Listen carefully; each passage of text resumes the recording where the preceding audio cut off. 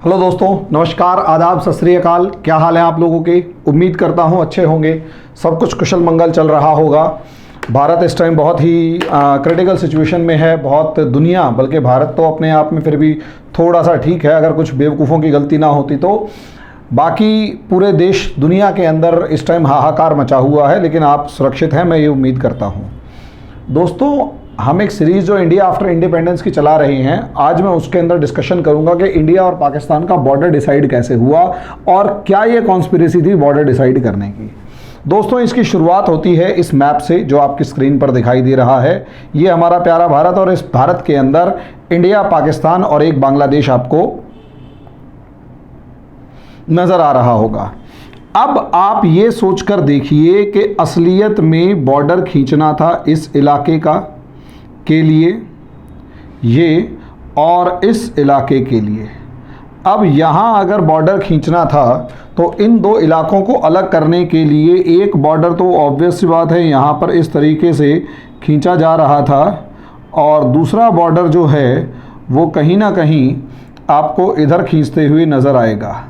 यहाँ अगर आप देखते हैं तो ये जो पाकिस्तान, ये कश्मीर वाला बॉर्डर है, ये तो LOC है जिसके ऊपर डिस्प्यूट चल रहा है। लेकिन ये जो पूरे का पूरा बॉर्डर है जिस पे मैंने सर्कल किया, ये और बांग्लादेश का बॉर्डर, इसको खींचना ज़्यादा ज़रूरी था। और इसमें सबसे ज़्यादा इम्पॉर्टेंट था पंजाब के अंदर बॉर्डर खींचना और बंगाल के अंदर बॉर्डर खींचना।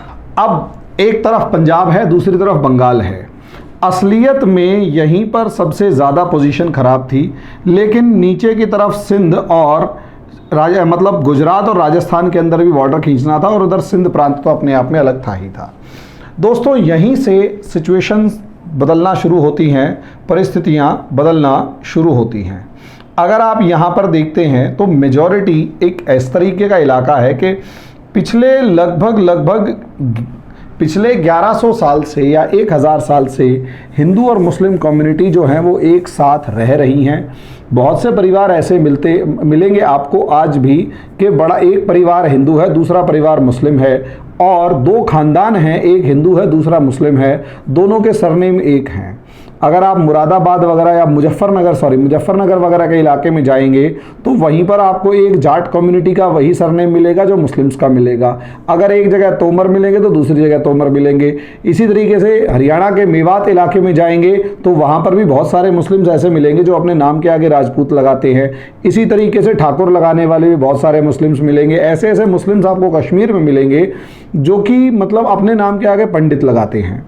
वास्तव में ये मामला हिंदू मुस्लिम का था ही नहीं जो अंग्रेज़ों ने बना दिया। ये हमारी एक जुड़ी हुई संस्कृति थी जिसके अंदर हिंदुस्तान को पूजा पद्धति के नाम पर अलग कर दिया। पहले हमारे पुरखों ने, जो भी बहुत से दूसरे लोग थे, उन्होंने काफ़ी हद तक जो सिर्फ और सिर्फ अपनी पूजा पद्धति बदली, ना कि संस्कृति बदली। भारत बार बार बदल रहा। भारत के अंदर बाद में जो बदलाव आ रहा है उसकी वजह से अगर आप लोग देखते हैं तो उस बदलाव की वजह से मतलब बार बार कल्चरल चेंज किया गया। पहले आप लोगों की पूजा पद्धति में बदलाव किया गया, संस्कृति में बदलाव नहीं था। यानी फेथ में डिवाइड किया गया कि मूर्ति पूजा से हटके आप अल्लाह को मानेंगे, लेकिन संस्कृति में बदलाव नहीं हुआ। यही रीज़न है आज भी अगर आप हिंदू मुस्लिम कम्युनिटीज़ को देखेंगे तो यहाँ अगर आप देखेंगे तो शादियों के अंदर लगभग एक में हिंदुओं में अग्नि के फेरे लिए जाते हैं और मुस्लिम्स के अंदर वो कुरान पाक को सामने रखकर उनके बारे में कबूल है कहा जाता है। इसके अलावा बाकी जो भी प्रोसेस होता है, जो भी सारे की सारी चीज़ें होती हैं, वो आप हिंदू और मुस्लिम कम्युनिटीज़ की सेम देखेंगे अगर आप शादियां अटेंड करते हो। इसी तरीके से मेरे एक दोस्त के यहाँ एक्सपायर हुए तो उनके यहाँ भी मैंने देखा कि उसके दादाजी एक्सपायर हुए थे, तो ऑब्वियस सी बात है वो कब्रिस्तान होके आए। कब्रिस्तान होके आए तो बाहर मैंने देखा कि उनके घर के बाहर एक नीम की डाली लगा रखी है। और जब वो नीम की डाली लगा रखी है तो हमारा नीम की डाली से वो पत्तियां तोड़ रहे हैं, मुंह में दबाते, पानी वानी से हाथ पैर धो रहे हैं और फिर अंदर जा रहे हैं, और कुछ खाने का हल्का सा बंदोबस्त था जो भी था। दोस्तों, मैंने उससे पूछा जब वो हुआ सारा प्रोसेस, तो मैंने कहा आप लोग जो हैं ये नीम की डाली क्यों लगा रखी है? अगर आपका ये ट्रेडिशन होता, क्योंकि नीम का पेड़ कम से कम सऊदी अरेबिया में तो नहीं है, कहते नहीं नीम का पेड़ हमारे यहाँ शुरू से ही लगता हुआ आ रहा है। तो असलियत में नीम का पेड़ क्या है? अगर आप हिंदू कम्युनिटी के अंदर भी किसी के अंतिम संस्कार को देखेंगे, दाह संस्कार करने के बाद वो नीम की पत्तियां एक बाहर, क्योंकि इसका थेरेपेटिक यूज़ है कि दवाइयों के फॉर्म में इस्तेमाल किया जाता है, और नीम का पत्ता तो वैसे भी दवाई के फॉर्म में इस्तेमाल किया जाता है। तो ये हिंदू मुस्लिम कल्चर कभी नहीं था। हिंदू और मुस्लिम्स के बीच में कल्चरल यूनिटी ज़बरदस्त थी। भाषा, कपड़े पहनने का तरीका, खान पान और सब चीज़ें। यहाँ तक कि जो मौलाना आज़ाद थे वो ये कहते थे कि बंगाली हिंदू बंगाली मुसलमान के ज़्यादा करीब है एज़ कंपेयर टू बंगाली मुस्लिम और पंजाबी मुस्लिम के। बंगाली मुस्लिम और पंजाबी मुस्लिम में काफ़ी ज़्यादा डिफरेंसेस मिलेंगे कंपैरेटिवली बंगाली हिंदू और बंगाली मुस्लिम के, क्योंकि वो दोनों कल्चरली सेम हैं, एजुकेशनली सेम हैं, लैंग्वेज की फॉर्म में सेम हैं, दिखते एक जैसे हैं, खाते पीते एक जैसे हैं, पहनते एक जैसे हैं, बोलते एक जैसे हैं, विचार एक जैसे हैं। वहीं पंजाबी हिंदू और पंजाबी मुस्लिम एक दूसरे के समान मिलेंगे कंपैरेटिवली पंजाबी हिंदू और बंगाली हिंदू के। ये रियलिटी है। असलियत में अंग्रेज़ों ने इस चीज़ को साइडलाइन करते हुए मुस्लिम लीग को इस्तेमाल करते हुए, और या फिर ये कहें कि मुस्लिम लीग ने बाकी चीज़ों को साइडलाइन करते हुए लोगों के दिमाग में धर्म को कल्चर के ऊपर बिठा दिया, धर्म को संस्कृति के ऊपर बिठा दिया। और जैसे ही धर्म को संस्कृति के ऊपर बिठाना शुरू हुआ और ये कहना शुरू किया कि एक हिंदू और एक मुसलमान के जो इंटरेस्ट हैं वो इतने ज़्यादा अलग है कि दोनों एक साथ कभी नहीं रह सकते, वहाँ से दोनों कम्युनिटीज़ के बीच में डिफरेंस क्रिएट होना शुरू हुआ, और उस डिफरेंस को, उस खाई को इतना ज़्यादा बढ़ा दिया कि कांग्रेस वो मुस्लिम लीग ने एक civil war like situation create कर दी। और मेरा ये मानना है कि सिविल वॉर जानबूझकर अंडर अ प्रोपेगेंडा शुरू किया गया। अब सिविल वॉर शुरू करने के बाद अगला पार्ट ये था कि आप लोग इसे देखें कि अगला पार्ट सिविल वॉर शुरू करने के बाद ये था कि हिंदू और मुस्लिम्स को डिवाइड किया जाए, लेकिन ये कभी भी पॉसिबल नहीं था। उसके पीछे रीजन समझिए कि क्या यूपी के अंदर मुस्लिम्स कम है? बिल्कुल भी नहीं। क्या मध्य प्रदेश के अंदर या गुजरात के अंदर या महाराष्ट्र के अंदर या तेलंगाना के अंदर या उड़ीसा के अंदर या झारखंड के अंदर या छत्तीसगढ़ के अंदर या राजस्थान के अंदर या हरियाणा के अंदर, पंजाब में, उत्तराखंड, कहीं हिंदुस्तान का कौन सा ऐसा इलाका है जहां पर मुस्लिम्स कम हो या ना हो? क्या कोई एक एरिया 100, 150, 200 किलोमीटर का ऐसा हम निकाल सकते हैं जो 100% प्योरली हिंदुओं का हो या प्योरली मुस्लिम्स का हो? असलियत में मामला हिंदू और मुस्लिम का था ही नहीं। मुस्लिम लीग अंग्रेज़ों के हाथों का एक खिलौना थी। मुस्लिम लीग के अंदर भी मोहम्मद अली जिन्ना कहीं ना कहीं अंग्रेज़ों का एजेंट था, जो कि अंग्रेज़ों के हाथों में खेल रहा था, और अंग्रेज़ों ने उसे भरपूर इस्तेमाल किया।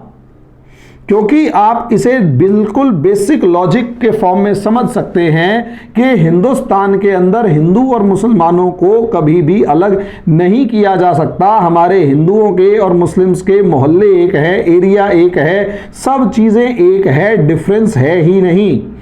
अब जब हम लोगों के बीच में डिफरेंस नहीं है तो अलग करने का कंसेप्ट क्या था? कुछ भी नहीं। सिर्फ और सिर्फ एक ये कंसेप्ट था कि जिन्ना के दिमाग और मुस्लिम लीग के दिमाग में एक बात बिठा दी गई कि हमारा अलग देश होगा, हम प्रधानमंत्री बनेंगे और हम रूल करेंगे। और वो मुस्लिम लीग जो पूरी की पूरी जमींदारों की पार्टी थी, उनका आम जनता से शुरू से आखिरी तक कोई लेना देना नहीं था। राजे महाराजे, नवाबों और जमींदारों की पार्टी थी। इसका आम जनता और उसके दुख दर्द से कोई लेना देना नहीं था। यही रीज़न है, मैं आपको पिछले वीडियो में बता चुका हूं कि 1937 के अंदर मुस्लिम लीग को सिर्फ और सिर्फ 4.4% वोट्स मिले, जबकि ये कहा जा रहा था कि हिंदू और मुस्लिमों के जो अधिकार हैं वो अलग अलग हैं, हित जो हैं, इंटरेस्ट जो हैं वो अलग अलग हैं।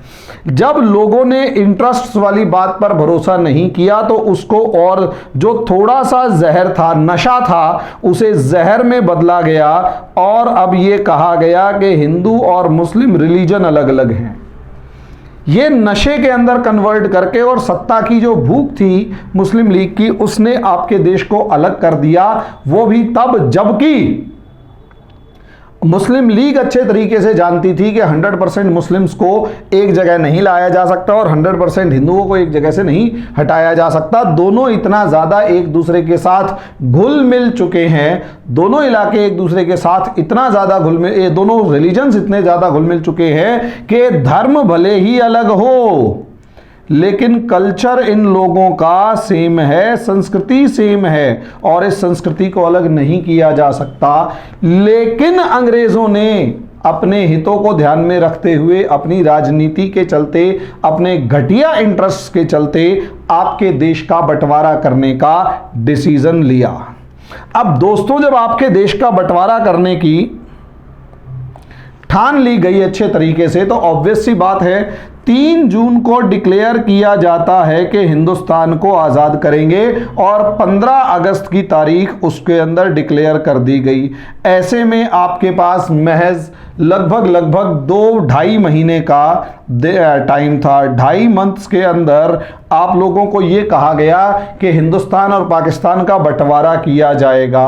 1000 साल से एक साथ रहते हुए लोग, सैकड़ों सालों की संस्कृति, डेवलप हुई संस्कृति को 2.5 महीने में 2 फांक करने का निर्णय ले लिया गया। ऐसे में अंग्रेजों ने एक अजीब सी चाल चली। चाल ये थी कि एक बंदे को रेड क्लिफ, शेरॉल रेड क्लिफ थे, उनको बुलाया गया और इन रेड क्लिफ को ये कहा गया कि आपको हिंदू और मुसलमान के बिहाफ पर, यानी रिलीजन के बिहाफ पर, इंडिया और पाकिस्तान के बीच में डिवाइडिंग लाइन खींचनी है, डिवाइड करने के लिए लाइन खींचनी है। जब ये कहा गया तो रेड क्लिफ का थोड़ा सा इंट्रोडक्शन ये है कि सबसे पहली बात ये है कि ये स्कॉट थे जो कि एक बहुत ठंडे इलाके में रहते थे, इंडिया कभी नहीं आए थे और इंडिया के बारे में कुछ खास सा जानते भी नहीं थे और बाय प्रोफेशन ये एक जज थे। इन्हें 27 जून को एकाएक बुलाया जाता है और ये लंदन के अंदर बुलाया जाता है गवर्नर हाउस में और कहा जाता है कि आपको अपॉइंट किया जाता है इंडिया और पाकिस्तान की बाउंड्री लाइन खींचने में और इन्हें जुलाई के महीने के अंदर भेज दिया जाता है कि 1 महीने में आपने कैसे भी करके इन 2 देशों का बंटवारा कर देना है on the basis of Hindus and Muslims. अब प्रॉब्लम यह है, या तो इस बॉर्डर को खींचने के लिए एरिया में घूमा जाए। अब एरिया में घूमे जाने के पीछे तो लॉजिक यही है कि भैया ये एरिया में कैसे घूमोगे आप, एरिया में घूमने का तो लॉजिक ही नहीं है, क्योंकि 1 महीने में आप कितने गांव घूम लोगे और किस तरीके से घूम लोगे, प्रॉपर सर्वे और प्रॉपर चीज़ों के लिए आपके पास टाइम नहीं है। इसीलिए एक कमेटी बनाई गई पार्टीशन के लिए और जिसे बॉर्डर कमेटी कहा गया। इसमें एक तो शेरॉल थे, ये रेड क्लिफ थे और रेड क्लिफ के बाद 4 इनके मेंबर थे, 2 पंजाब से और 2 बंगाल से। पंजाब के अंदर भी एक कांग्रेस का और दूसरा मुस्लिम लीग का था और बंगाल से भी जो 2 बंदे थे, एक कांग्रेस के थे और दूसरा मुस्लिम लीग के थे। अब ऐसी सिचुएशन में जो एक पंजाब का था, एक ग्रुप पंजाब का था और दूसरा ग्रुप मुस्लिम लीग से बंगाल से था और एक कांग्रेस का और एक मुस्लिम लीग का, ऐसी सिचुएशन में दोस्तों समझिए असलियत में मैप खोला जाता। इस मैप के अंदर ये देखा जाता कि ये एरिया जो है वो हिंदू डोमिनेटेड है और ये एरिया जो है ये मुस्लिम डोमिनेटेड है।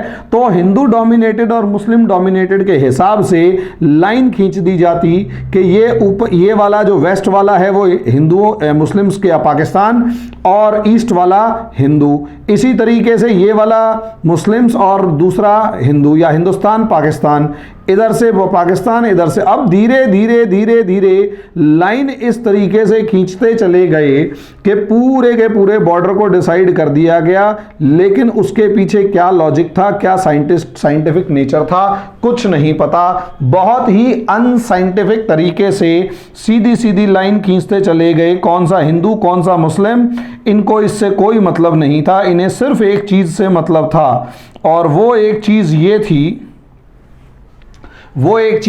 थी कि इन्हें कांग्रेस और मुस्लिम लीग वाले मिनिस्टर्स को तो लोगों को तो ये लगता था कि फटाफट बॉर्डर मिले और ज़्यादा से ज़्यादा अपने पास रखा जाए, लेकिन रेड क्लिफ को ये लगता था कि यार मैं इतनी ज़्यादा गर्मी और मक्खियों के बीच में आके कहाँ फंस गया हूँ, इसलिए वो अपने एसी रूम के अंदर मच्छरदानी के अंदर हमेशा बैठे रहते, फ्रस्ट्रेटेड थे। क्योंकि हमारे यहाँ तो मच्छरों का हाल ये होता है ना बारिश के मौसम में कि सब्जी में जीरा है या मच्छर है इसको पहचानना थोड़ा मुश्किल काम हो जाता है, इतने मच्छर। और कभी गांव जाकर देखिए तो आनंद ही अलग है, मच्छरों के साथ कब हम कितना खा जाते हैं पता नहीं लगती। तो कोरोना से थोड़ी सी लड़ने की इम्यूनिटी हमारी बढ़ी हुई है, क्योंकि हम रहते ही इतनी ज़्यादा अनहाइजीनिक कंडीशंस में हैं कि कोरोना का मुकाबला किया जा सकता था, वैसे भी नेचुरल प्रोटेक्शन हो जाता है, क्योंकि गंदगी के अंदर अनहाइजीनिक कंडीशंस में इम्यूनिटी कई बार मजबूत होती चली जाती है।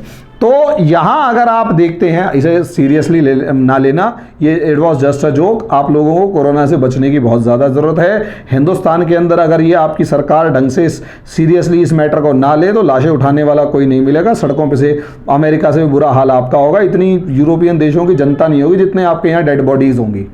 हिंदुस्तान बहुत बड़ा है और हिंदुस्तान के लिए कोरोना का खतरा उससे भी ज़्यादा बड़ा है। तो दोस्तों इसे समझिएगा, मेरे इस मजाक को मजाक ही रहने दीजिएगा, सीरियसली मत ले लीजिएगा। बहुत मुश्किल है इस बीमारी से लड़ना, पूरी दुनिया पूरी ह्यूमैनिटी के ऊपर डेंजर है, ये सीरियसली लीजिएगा।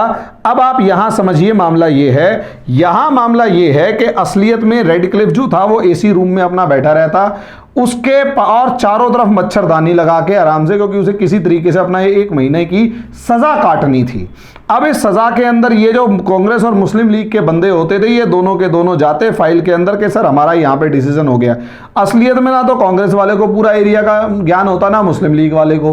तो जैसा भी इन लोगों से किया और उठाकर रेड क्लिफ के पास जाते, रेड क्लिफ उसके ऊपर लाइन खींच देता या साइन कर देता कि ठीक है जी, ओके, जो तुमने कहा वही ठीक है।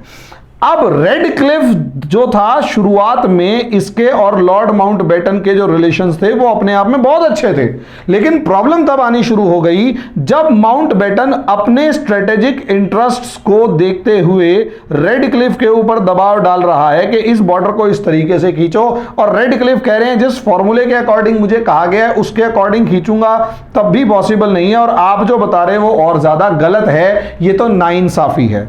शॉर्ट में कहने का मतलब ये है 10 दिन के बाद ही, सिर्फ 10 दिन के बाद ही रेड क्लिफ और माउंटबेटन के रिलेशंस इतने ज्यादा कड़वाहट हो गई कि लास्ट तक आते आते बिल्कुल जिसे कहते हैं ना बिटर रिलेशंस हो गए थे इन दोनों के बीच में। अब यहां अगर आप देखते हैं तो 12 अगस्त 1947 को रिपोर्ट पेश की गई, यानी 27 जून को बुलाया जा रहा है, जुलाई में मीटिंग जुलाई तक वो पहुंच रहा है, और 12 अगस्त यानी लगभग 1 महीना 10 दिन 40-42 दिन के अंदर अंदर आपने लाइन यानी बॉर्डर खींच दिया। और उसके बाद 13 अगस्त को इसको लॉर्ड माउंटबेटन को सौंप दिया जाता है, और लॉर्ड माउंटबेटन की जो क्या नाम है पॉलिसी थी या लॉर्ड माउंटबेटन का जो मानना था वो ये था कि इस रिपोर्ट को या इस बाउंड्री को आज़ादी का जश्न मनाने के बाद लोग डिस्क्लोज किया जाए ताकि लोगों में भगदड़ ना मचे। लेकिन जैसे ही प्रॉब्लम ये थी कि जैसे ही 3 जून को बॉर्डर क्लियर हुआ, 3 जून को ये क्लियर हुआ कि हिंदुस्तान और पाकिस्तान बनेंगे, तो वहां से हर कोई अपने अपने डोमिनेटेड इलाकों की तरफ मूव करने लगा। यानी दिल्ली में अगर हिंदू डोमिनेटेड इलाका है तो दिल्ली की तरफ हिंदू भागने लगे, और लाहौर अगर मुस्लिम डोमिनेटेड इलाका था तो लाहौर की तरफ मुस्लिम्स भागने लगे, या कराची और पाकिस्तान या इस्लामाबाद की तरफ मुस्लिम भागने लगे। शॉर्ट में कहने का मतलब ये है कि भगदड़ मच गई, और आपके 9 करोड़ की आबादी को, आपकी 9 करोड़ की आबादी को सिर्फ पेंसिल और स्केल लेके नक्शों के ऊपर, कागज के टुकड़ों के ऊपर लाइनें खींच के बांट दिया गया। किसी से कोई कंसेंट नहीं लिया गया कि आपको किस देश में रहना है, किस देश में नहीं, और किसी तरीके का कोई टाइम नहीं लिया गया। सिविल वॉर जैसी आग के अंदर लोगों बंटवारा किया गया तो लोगों की जान माल की ज्यादा हालात खराब थे, अंग्रेज अपनी सिर्फ पॉलिटिकल इंटरेस्ट्स को बचाने के लिए। आज तक राइटर्स, मैक्सिमम राइटर्स जो हैं वो खासकर जो मॉडरेट राइटर्स हैं, जो मतलब बीच का रास्ता लेकर चलने वाले हैं, वो कभी भी इस मामले में क्रिटिसाइज करने की कोशिश नहीं करते। लेकिन बहुत और मैक्सिमम राइटर्स जो हैं वो लॉर्ड माउंटबेटन को हीरो की तरह प्रोजेक्ट करना शुरू करते हैं। लेकिन मेरा मानना यह है वो हीरो एक लेवल पर था, लेकिन उसको हीरो का क्रेडिट देने से पहले उसके जो वेस्टेड इंटरेस्ट थे, उसके जो निहित स्वार्थ थे, उनको देखना बहुत ज्यादा जरूरी है कि भैया उसके जो स्वार्थ हैं उन्होंने हिंदुस्तान को कितना ज्यादा नुकसान पहुंचाया। क्योंकि ये जो स्वार्थ था वो अभी दिखाई नहीं दे रहा था। आगे आने वाले वीडियोस में मैं बताऊंगा कि कैसे लॉर्ड माउंटबेटन ने भारत में रहते हुए हिंदुस्तान का बेड़ा गर्क किया। अगली वीडियो के अंदर मैं बताऊंगा कि किस तरीके से लास्ट 60 डेज, आखिरी 60 दिन हिंदुस्तान के बीते, लास्ट 60 डेज या 60 डेज बिफोर पार्टीशन यानी विभाजन से पहले 60 दिन किस तरीके से बीते, इनको डिस्कस किया जाएगा नेक्स्ट वीडियो के अंदर। अभी के लिए धन्यवाद।